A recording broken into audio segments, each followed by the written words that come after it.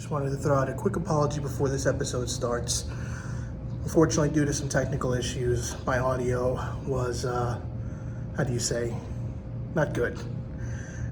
This show is very important to me, and I wanted to make sure that we got it out. It was organic, and Zach brings a lot of great answers to some of the questions that I had. And if you can get through my quality issues, I assure you the show is worth watching. Take care and have fun.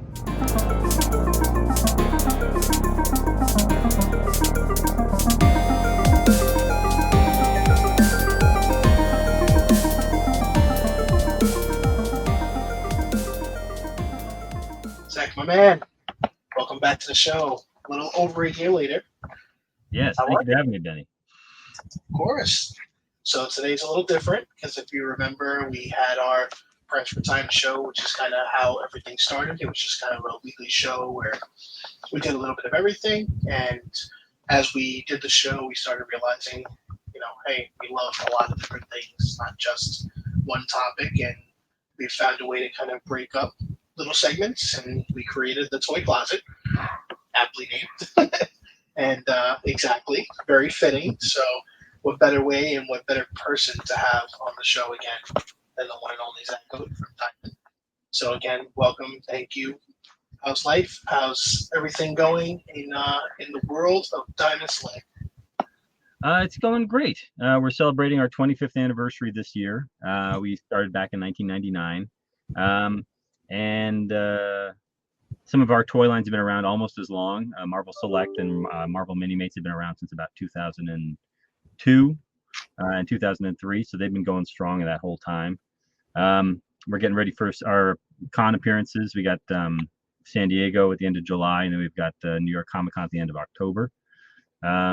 It's a lot of fun stuff coming up. A lot of new products that we're working on, new licenses, bringing back some old licenses. So there's something new every month. We solicit about 12 to 15 new items every month in the previous catalog from Diamond Comics, and it's a lot of product to keep track of. But luckily, I'm a fan of pretty much everything we make. So it's still a lot of fun for me. I've been with the company for about 13 years now, and it's a lot of fun. It's awesome to hear. Yeah, I mean, obviously, I get those solicits, and I do see the ever expanding roster, which is really cool to see. Because I mean, I love, obviously, I'm a sucker for you already with everything that I collect. But ultimately, seeing that expansion is really cool because it obviously gives you a chance to, make new fans that may not necessarily be a fan of, Marvel or Pacific Rim, certain, licenses that you work on. But I have seen that you've definitely dived a little more back into movie licenses with the Snyder movie. Forgive me, I have not seen the movie yet, but the alone look great, and it gives me a reason to be interested in those characters, which is really cool. Are those like the 7-inch kind of scale as well? Yes, all the action figures we make are 7-inch, 1/10 scale. So our Muppets are in scale. They're 7-inch figures. We got Avatar. We've got Jean-Claude Van Damme. We've got John Wick. Darkwing Duck we just put out not too long ago. Those are a little shorter than a 6-foot human being, but they should be in scale to how big larger characters in that world would be. We try to be consistent. We have like that scale. We have the gallery diorama scale, which is about 1/8, I think, and then we've got Premier Collection statues, which are about 1/7, and then we've got the Milestone collections, which are about 1/6. And a lot of our busts are 1/6 or 1/7 as well. So we try to stay consistent, and with the action figures, it's definitely, even if they're not called select, we call it our select scale because we don't really do the select packaging too much anymore. We use it for big things like Iron Giant, A Nightmare Before Christmas, Marvel Select, of course. But a lot of the other packaging, we've gone to a more environmentally friendly and smaller, collector-friendly deluxe packaging, which is your standard window box, cardboard window box. So they're not. We don't call them select. Marvel Select. Aside from Marvel Select, we don't call them like John Wick Select or Jean-Claude Van Damme Select. We call them Deluxe. Okay. But Select scale is 1/10 scale. Okay, got it. Sorry, that was a very long answer for a very simple question. No, that's great. I mean, again, it's an expansion of everything that from what we talked about last year. There's a lot more that your team has brought to the table since. So again, it's constant evolving, and obviously the convention side of things is also that opportunity to bring in all these new licenses and potentially exclusives and things like that. So, do you feel that all the different varieties you're having, you're kind of sticking with the models of the types of statues, dioramas, figures, mini mates? Like, is there thoughts of maybe expanding on a different kind of either scale, or you think like with everything you're bringing in, you're kind of picking through your catalog of does this license fit with the scale? You know what I mean? Yeah, I think when we go into most products, we're looking at what we currently make and what we can do within those categories. There are some other categories that we dip our toes into occasionally, which is like mini mates we do a lot of, the 2-inch mini mate little minifigures. But Vini mates are our 4-inch vinyl figures, which we still do occasionally. We do them for AEW and some other licenses. Yeah, and then we do vinyl banks, which don't usually have a specific scale, but we're going to be bringing back our Godzilla vinyl banks, and I think we're going to look into doing some more. And we just made reissued the Indiana Jones vinyl bank, the fertility idol. So that's another category. And then we have the 1/2 scale busts, which we actually do for a lot of the licenses we have now, which are the Legends in 3D. And those are beautiful pieces. They're about 10 inches tall, and they're really nice. So we have a lot of different categories as it is. So very rarely do we dip into more. Another one I didn't mention was our deforms, which are about 3 inches tall, but they're like what do you call it? They're stylized. They're like super deformed, with the big head, and the small body. So that's another line that we've been putting out for a bunch of different things. I don't think those have been as successful as we'd hoped, but we haven't ruled out doing more in the future. Understood. Awesome. As far as the movie boxes, we've talked about those also with like Rocketeer, and you were like kind of the VHS style. Yeah. Do you feel like that is long past now, as far as any consideration for any other movie licenses to kind of capture that essence? Because I know that some of those other figures have released more in the classic packaging that you've mentioned is available now, like GCPD. Yeah, most of our VHS we've done have come out in the deluxe as well. So I think we have another one in the works for, I want to say, New York. Okay. I don't think it's not happening for San Diego. I'm pretty sure it's happening for New York. So one we haven't done as a VHS before, a license we haven't done as a VHS before, but a movie-based line. And we've also talked about doing more. We're going to be doing some more of our VHS style mini mates, which come in like, instead of a clamshell box, they come in like the sliding cardboard box. Okay. So you pull out the fake VHS tape from inside, and it's got 4 mini mates inside. So we're gonna do another one of those, 2 more of those for San Diego, and then we're gonna do that the clamshell with the action figure for in New York. And we do have other ones that we've developed. We just haven't. They were originally going to be, I think, retailer exclusives. And again, a movie license that we have that we've never done as VHS, and we had 2 developed, or 2 or 3. But I don't know when we're going to be releasing those. But hopefully, we can find a home for them in the near future, because it's a property I'm a big fan of, and I think they do very well in that VHS format. I have to agree, and I think coincidentally, since we always talk about the retro movies and stuff, the idea of there's so many anniversaries this year. There's a lot of 40ths, which is just mind blowing. Yeah. Think about how long some of these movies have stood the test of time, and obviously people are still discovering, which is great.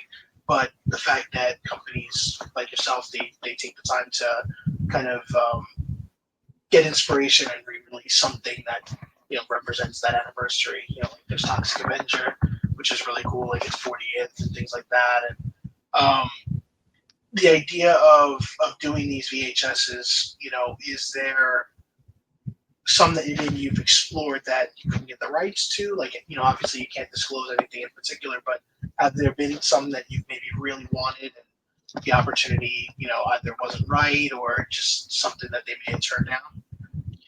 I don't think we've had too much of that. There's somewhere it doesn't really make sense. Like, for instance, Lord of the Rings. I'm sure that the first Lord of the Rings movie was issued on VHS at one point, but it's not really known for being on VHS. So I think we never really looked into doing. And also, it's kind of a more, it's a more upscale property. It's like it kind of transcends VHS. So it's like that's one we've never really looked into doing VHS for, but it could be cool. It could be a cool thing to do. And then be a book.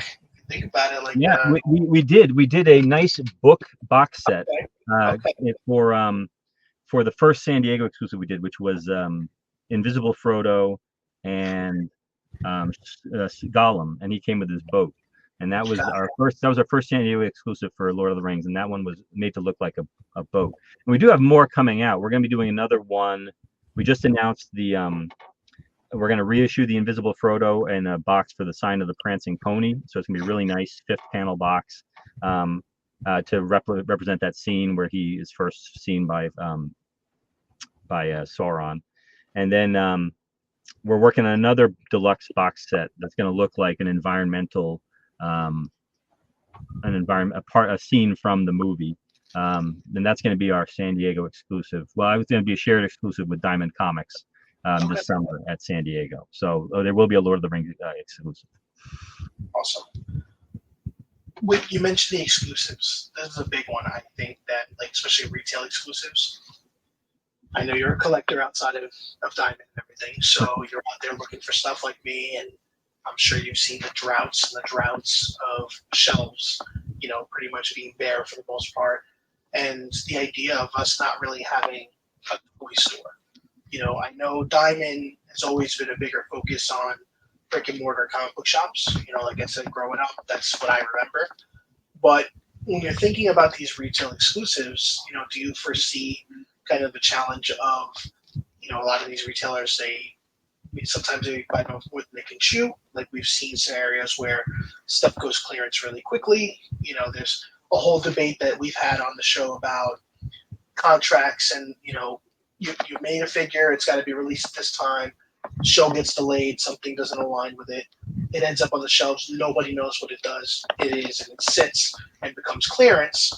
Then the show comes out, it's popular, can't get anything. Like X-Men '97 was kind of a big thing that we saw happen with the Wave 1 of the figures from Hasbro.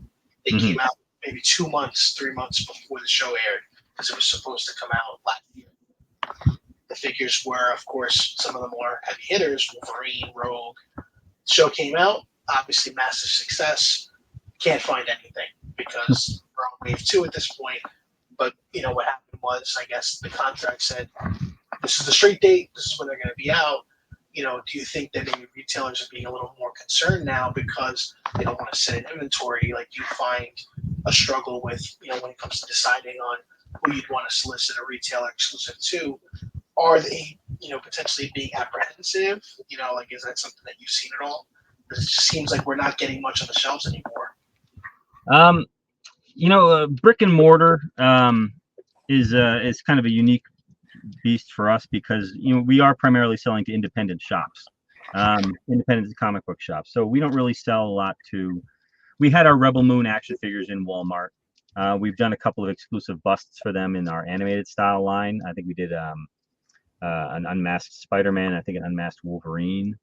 And I don't have any personal experience of seeing those marked down, too early. They're kind of like, I wouldn't call Rebel Moon timeless, but it came out, I think, around the same time as the movie. So we didn't have that problem of it coming out too early. So that was good. It came out right around the time people were, discovering it and enjoying it. So that was great timing for us. But we definitely try to at least solicit things to retailers in a time period where they can see that there's a interest and demand for the product. A lot of our stuff is timeless, like gargoyles. It doesn't necessarily tie to something specific. But we're thinking about when we want to offer our next X-Men mini-mate set, and we're thinking, oh well, we want to do that soon while there's still heat for X-Men, X-Men 97. So that's something that we take into consideration, certainly. And Rebel Moon, we know there's another director's cut coming out, so we know that there will be more interest in the Rebel Moon down the road. So we're still putting out solicitations for action figures. We just solicited the new version of Jimmy. But Jean-Claude Van Damme, is he's still making movies, but in terms of like the success of the movies the era that we're making the figures based on, it's timeless. Retailer exclusives, we do still do some, but a lot of them are online retailers. So Entertainment Earth, Big Bad Toy Store. We haven't done any for Disney Store in a while, but after they closed down most of the stores, we continued to do exclusives for the website. And they usually give them a good sell-through time before they put anything on discount. So no real complaints there. But I think Entertainment Earth and Big Bad Toy Store are pretty good about keeping stuff, not trying to clear it out before it's time for them to make room for new product, which I totally can't fault them for. We look at the space we have in our warehouse and we're like, okay, this maybe we have something that hasn't been selling for a couple of years. We'll have to figure out, look, is this something we want to hang on to, or is this something we want to move out and make way for new stuff? So it's definitely something that we understand as well, having our own retail outlet on the website, and just having to distribute stuff to retailers in it also, because we will discount to retailers as well if we are trying to get move product. So it helps get the product out there when otherwise it might not have been. So it's definitely we don't feel it the same way that somebody like Hasbro feels it, or Mattel. But I certainly definitely have seen the empty shelves. I just tells me that people are buying stuff, which is great.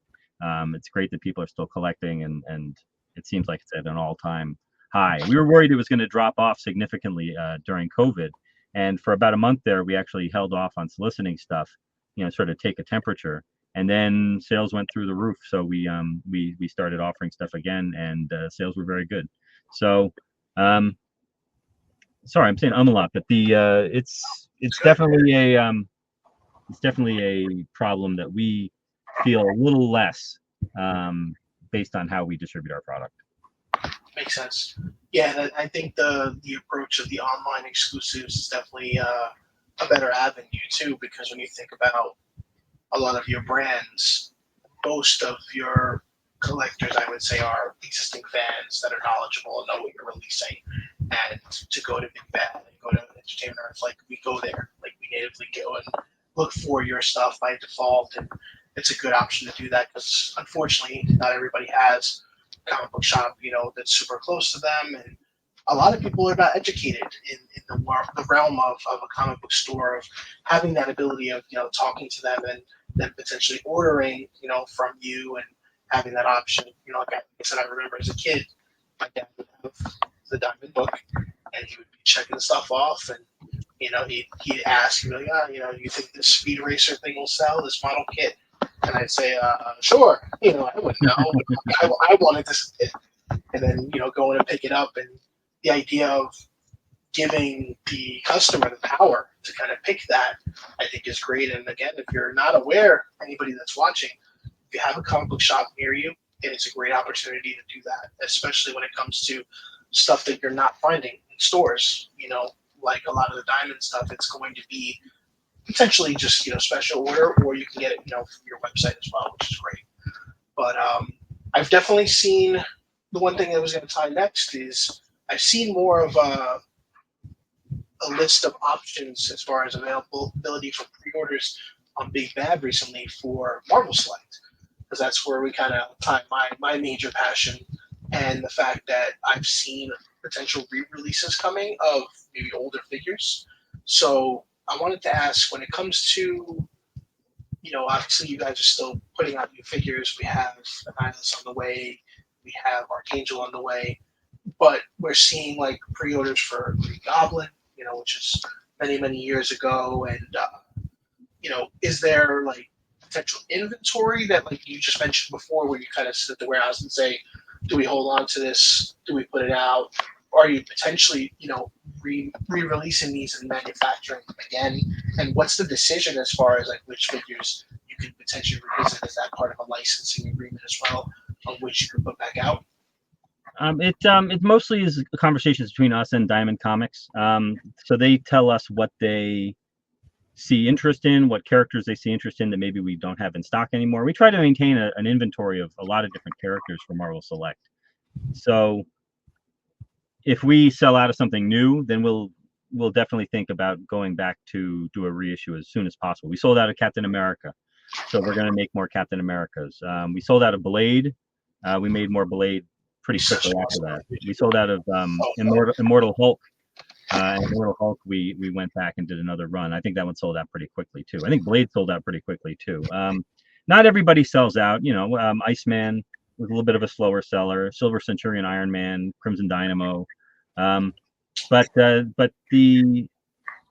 ones that I mentioned, those all were examples of figures that really resonated with the audience. People were calling the Immortal Hulk one of the best Hulk figures ever made for a while there, and Captain America too was getting a lot of raves. And Blade, even though it wasn't based on a very popular appearance of his, like a lot of people were hoping for more of a 90s style, movie style Blade, but it came with a lot of cool stuff, interchangeable heads. It just was a really nice figure, and a lot of people really liked it. So we went back and made more of that one. But the older characters, I think we just talk to Diamond and say, hey, look, we haven't made this guy in a while. Is that a character you think there might be some interest in? I don't think they're actually gathering. I don't know how much data they're gathering from retailers about certain characters, like whether they're seeing if there's a lot of retailers that want that particular figure. I think we're sort of saying, look, this is a great figure. We haven't released it in a little while. Let's put it back out there and put it up for pre-order and see how it does. And then once we've got a certain number of orders, we'll go back and we'll make more of them. But the Green Goblin is one we definitely had. Neither Green Goblin, the modern one or the classic one, we haven't had those in stock in a long time, I don't think. So it'll be good to have them back. Yeah, absolutely. Because I was going to say, I didn't know if that even was an option. Because like when I'm thinking from a license perspective, you're kind of limited to a time frame, or you can make these, and then once you make them, that's it. You can't go back and remake, because you guys have a plethora of, like you said earlier, you've had these since the early 2000s, so there's been a lot that maybe not everybody's seen. And for me, there's hopes of maybe any consideration for any of the zombies, because I feel like nobody takes a moment really, other than the What If show. But again, it was so limited on what we got in zombie form. And I go to toy conventions all the time, and I see a zombie Magneto, zombie Spider-Man, but I'm seeing like $200, $300, and I'm just like, it's so cool, but like I understand the value, but it's justified. Is that something that is one of those that could fall under if like all of a sudden, the new Marvel Zombies, which will be coming potentially the end of the year, let's say we get a crazy spike of interest, is that something that the conversation could happen with those particular figures? Possibly. As far as releasing, when we can release stuff and when we can't, when we can do new runs. Our contract with Marvel has changed a lot over the years, so there's been different iterations of it, and we're not really allowed to talk about that. But Of course. but with the older figures, a lot of it depends on whether we still have the tooling for it. So there's just a question of whether or not that those molds still exist anymore for certain things. Like I'm pretty sure we don't have the molds for one frequent request, which is Mephisto. I don't believe we have those molds anymore. But the zombies, we might.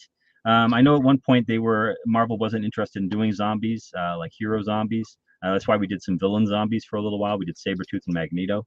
But I'm not sure what their current thoughts are with the whole Marvel Zombies thing going on. What if? So it might be something. It might be possible if the tooling exists. But I'll have to check in with Chuck about that, the president, and see if that's something that we have. At one point, I had a list of who we had tooling for and who we didn't. So I'll have to take a look at it and see if they're still on there.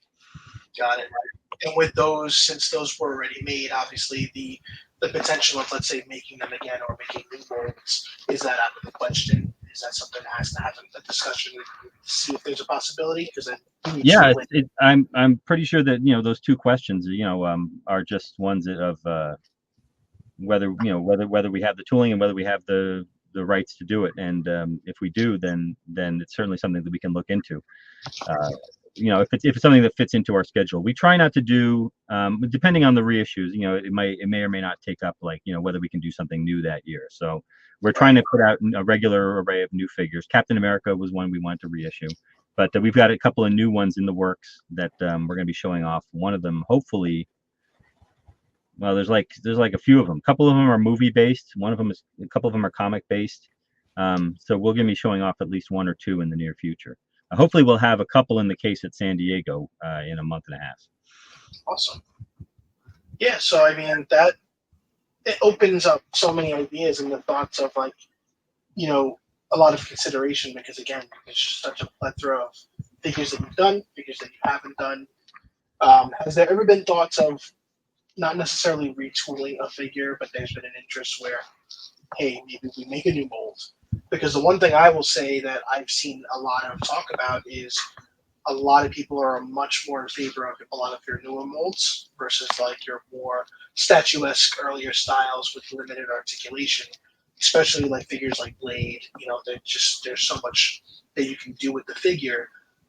Is there thoughts of maybe, like, let's say Mephisto? It's like, oh, we may not have the tooling, but if there's just a demand, maybe we can make a new figure and give it, all the articulation that people seem to like. Is that something that has been considered too? I don't know that a new version of Mephisto has ever been talked about, like resculpting him and coming up with a new, or just creating a new tool from the old one. I don't know if we've ever really talked about that. I think there are some questions about how well it would sell. We know there's a lot of demand for it, but we don't know if it's like necessarily representative of retailer demand. That if that translates to retailers saying, "Hey, I want to get this figure in," that's certainly something that we could discuss. But we have Captain America was kind of an attempt for us to, like, look at our older Captain America figures and say, well, what can we do to make him better and make a timeless Cap for the ages? And we've done classic caps in the past. We did one that was more or less based on John Cassaday's artwork, which was nice. It had some limited articulation, and I think we definitely solved that problem. One of our regular caps that we reissue all the time, that one was actually a Disney Store exclusive for a little while, I'm pretty sure. But the cap we've been keeping in production for a long time is actually Bucky Cap, which is a good figure. Has very nice sculpt, very nice base, but obviously a short-lived look. So not necessarily something that a lot of people are still looking for. So that's how we got around to doing another Captain America, because we've made a lot of different Iron Mans, we made a lot of different Thors. So we said, well, Captain America deserves like a good solid figure. And we've definitely talked about revisiting some other characters. Some people have suggested we revisit Thor, but I think we've done a pretty good Thor with the mighty Thor that we did with the spinning hammer. I think that one came out really well. And Iron Man, the Silver Centurion Iron Man we just put out is really great. I think some people want more of a classic Iron Man, which is something we've certainly discussed. But maybe if Silver Centurion had sold a little bit better, maybe we'd probably be jumping on that a little bit faster. But I don't think it did. And people are always asking about the X-Men, and those are some ones we're actively looking at to see if that's something that we can make work. Because once we make a new Wolverine or a new whatever, then I'll give you a suggestion. I would love any consideration for Pride of the X-Men. I am probably the biggest Pride of. Do you recall this at all? Oh, he's Australian. Wolverine is Australian in that one. Yeah. So this is a sealed VHS. Wow! Look at that. I am a diehard fan of that, as my dad had a screener in the store for that I burnt to the ground from watching it so much. And I'm not sure if you've watched X-Men 97 at all. I won't spoil, but there's some inspiration that comes from that, and it hits so close. And I'm like, we need some love, because all we've ever gotten other than this was the video game. If you remember, the arcade game was inspired by that, and all that was a pilot. It was a pilot that was created by Larry Houston that made the original show, but they said no, do this instead. And obviously, we got regular X-Men, in the '90s. But there's just so much in there, like with Colossus and Nightcrawler and Dazzler, and obviously the game literally is practically a one-to-one of the story if you ever watch it, and you can actually find it on YouTube, which is great. People have put it up there and upscaled it a little bit, but nobody's made figures, and unlike people love that game.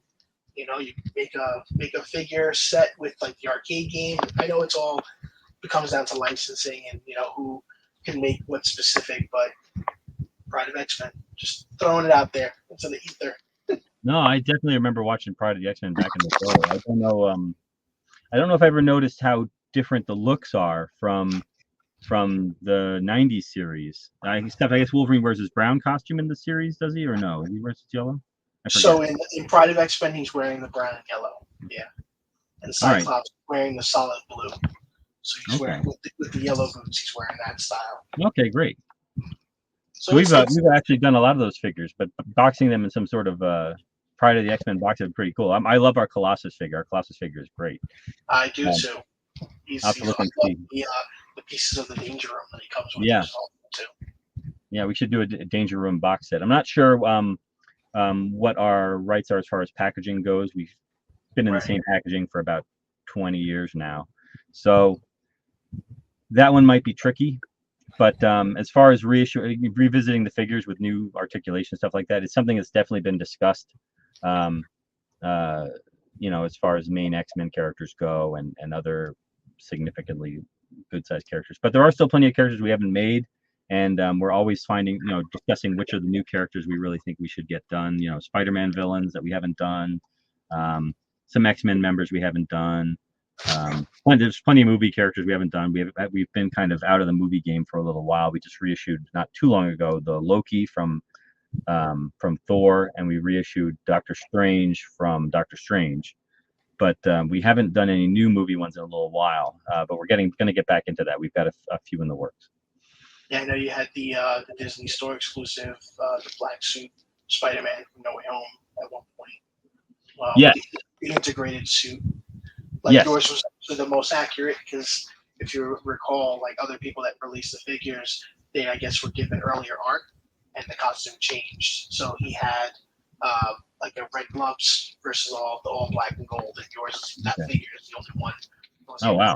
Which is cool. I don't think I realized that. I remember not knowing until I saw the movie what the black costume actually was, because I wasn't involved in the development of it. But I didn't know that we were the only ones who got it right. I think other people were criticizing us for not getting it right because they saw all the other figures, and then I guess it turned out that we were okay. All right, that's great. Good to know. Because I think yours might came out around the same time too, but again, once you see the movie, it's different because ideally it's the entire costume inside out. Yeah. But like the Hasbro figure he's got the red gloves. Okay. So I think maybe the figure arts might have gotten it right. But not everybody collects those because the price points are much higher. So that's something to keep in mind too. But no, I remember that exclusive when the stores were still around. Rest in peace, Disney Store. Very disappointing. I know it's tough with the brick and mortar to keep the store open nowadays. Yeah.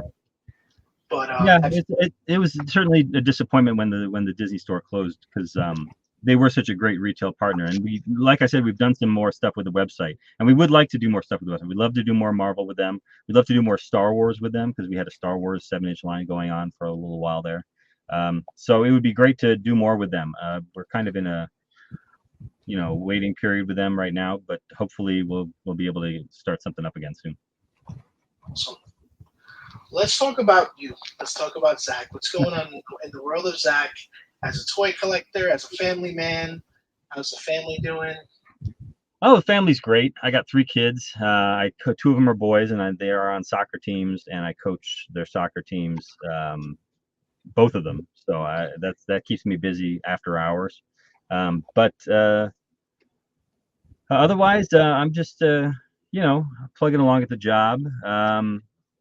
I take a lot of toy pictures in my evening hours. I post them on my Instagram, and Yeah, I just recently started breaking out some of my Muppet figures because I really love the Muppet figures that we do, and I've been taking some pictures of them.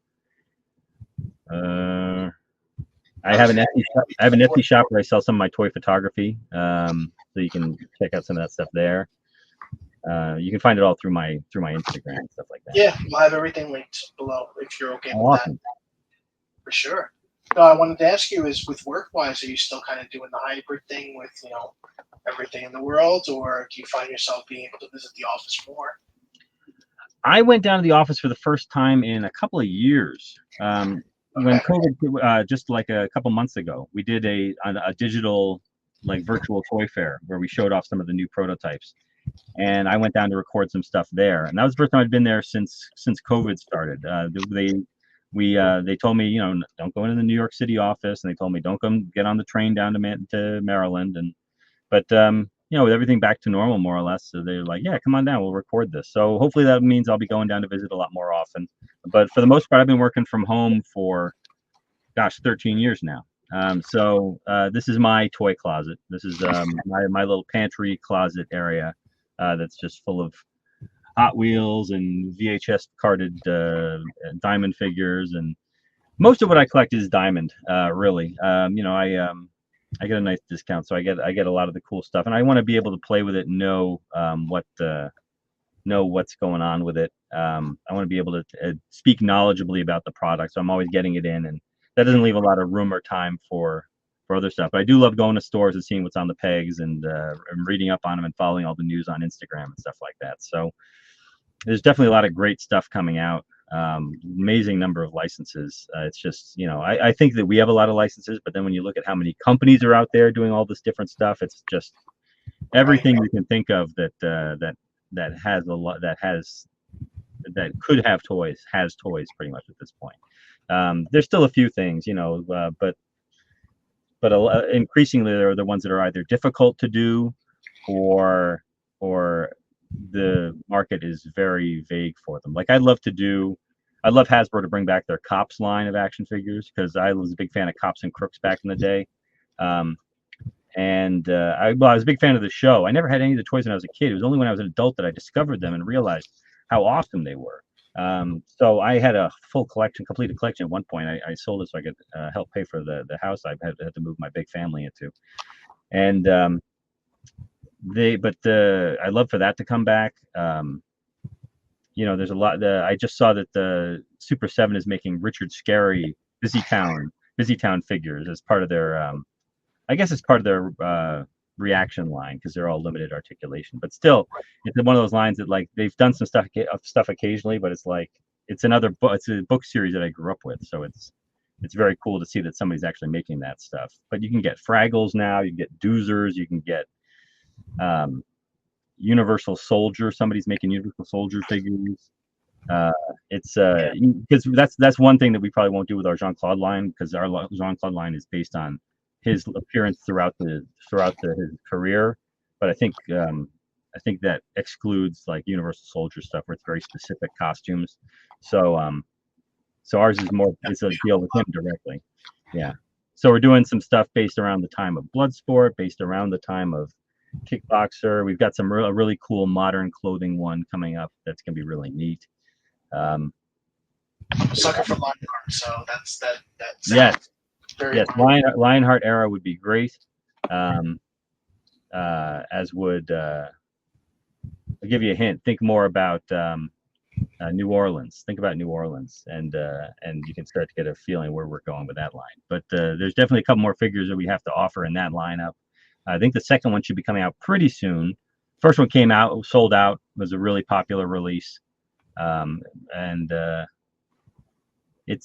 definitely got a lot of hits lately. A lot of hits with Captain America and Darkwing and Jean-Claude Van Damme. A lot of our stuff has been hitting hard, which is great. So I'm happy with how things are selling lately, and we're going back and making more for those people who weren't able to get them the first time around. Awesome. I am sad to see that from what you mentioned is Crimson Dynamo is doing so great, but I gotta tell you, I love the figure. I would definitely share a little bit of critiquing if that's okay. Sure, I think the thing that made me concerned initially was the images that were taken. it did not really show off his articulation. It looked he was very kind of boxy, and that was my big when I made my video. You can see that in our list. But as soon as I took him out, I was like, oh, he can do, which I expect that, but I didn't know if maybe because the suit might have made him a little more stiff. But yeah, the articulation. Once I showed that to several people, the first thing they said, "Oh, he can do more." They're like, "Oh, okay." And I'm like, "Yeah, he's going to be an underdog." Like, and I think that if people realize that he can move a bit more, it's an awesome figure. It comes with great accessories, and he is right there facing Iron Man. Even though sometimes they're friends, but No, yeah, one of my first Marvel comics was him fighting Iron Man with Titanium Man in Siberia, which was a very cool issue.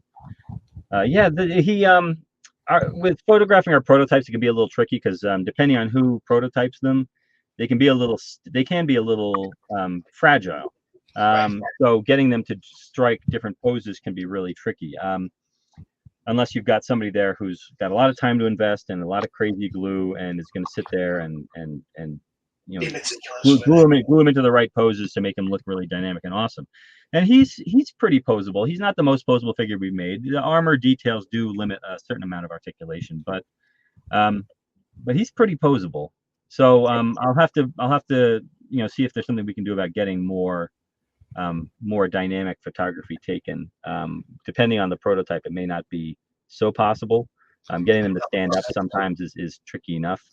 But I think the glue in the stands and stuff like that, and yeah, I get it's that. definitely something that we are aware of, that more dynamic photography is needed, and it's not always Possible. possible. Because sometimes you're dealing with stuff that's not complete. That makes a lot of sense.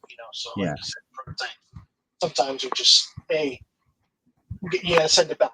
Just get some yeah, pictures back. So I get that. yeah. So I'll keep working on that problem, and hopefully we can get some more accurate pictures out there of what each figure can do. Because Captain America, our early pictures we put out of Captain America were of a prototype, and the way the prototype was printed, the head didn't fully fit right onto the peg. So it made his neck look a little bit long, and because he was resin, he didn't really stand, exactly the way he could. So those early pictures were ultimately, we stopped using them and we started using new pictures that our head chief designer took using the production sample. And he was able to get it to do a lot of different poses and switch out all the parts and everything properly. We knew what parts we were going to include at that point, so we could say, look, there's going to be 3 heads, there's going to be the 2 shields.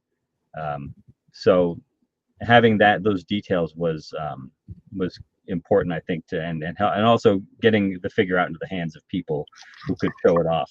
I tried to show off on my channel, what Crimson Dynamo could do, and I've sent it to a lot of people who have done a really amazing photography on Crimson Dynamo, just really great stuff. So I think that we've gotten a lot of pictures out there by now, so that people know what he can do. I think it's just a character where maybe without having a classic Iron Man for him to match up with, maybe that might not be the best team up pairing for him. Maybe he's a little bit too big for Legends collectors. He is a very tall guy. He's taller than our 7-inch figures. So maybe people are saying he's too big, which I understand for Legends. If you're trying to fudge into Legends, it can be tricky with some of our figures. But hopefully, Captain America is a great standalone figure. You don't need to have a whole bunch of guys to enjoy that Captain America figure. Same with Blade, same with Hulk. But Crimson Dynamo is one you have to have people that it works with. So I can see it. If it doesn't fit into your Legends collection and you're not really happy with our Iron Man offerings, then maybe I can see why it might not necessarily, jive. Similar to Iceman. Iceman is a great figure, but it's 1/10 scale, and it's you need to have other X-Men to go with it. It's not necessarily a standalone figure, Makes sense. Well, I think a lot of people were hoping that that's kind of a teaser of things to come.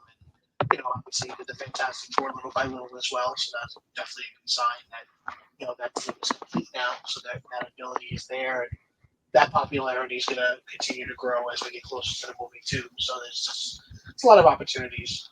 I Yeah. will say, when it comes to the villains, your villains are your peak, in my opinion, because they're bigger, they're badder, and they can scale with anything because most of these villains are supposed to be bigger and menacing. Having a massive juggernaut, having a massive apocalypse that is accurate to the comics. We have recently, cartoon inspired versions of it. Not everybody, excuse me, not everybody was familiar with that style.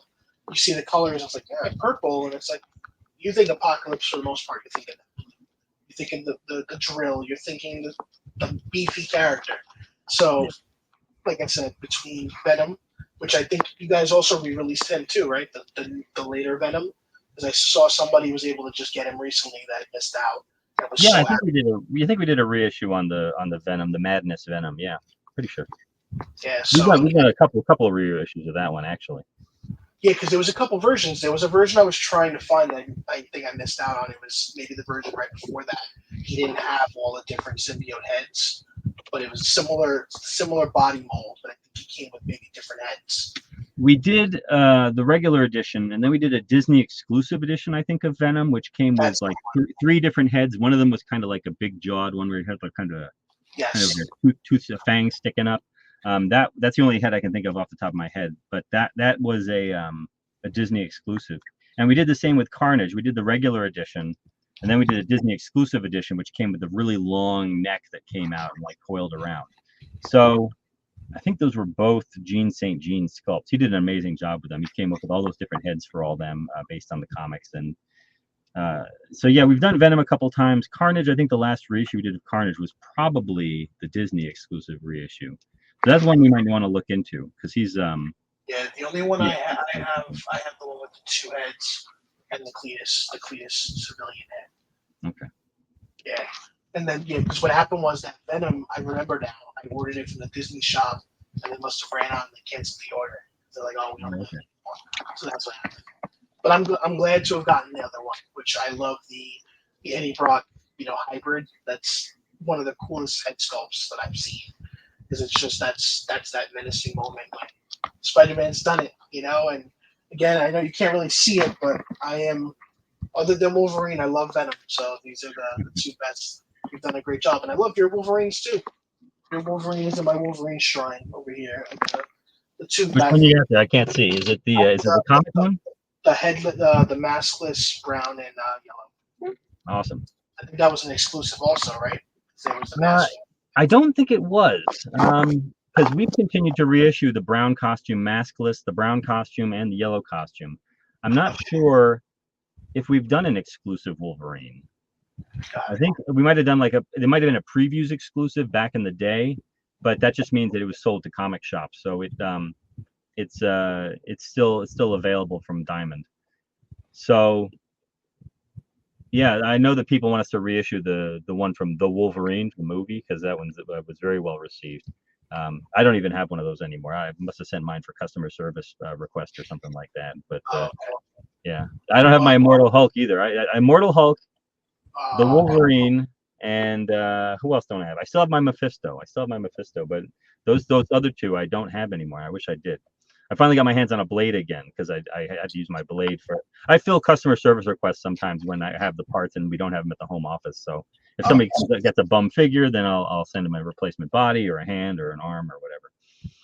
It's very kind of you. It's a good thing to know as well. Again, selfless for the community, so thank you for that. But yeah, I could talk to you all day.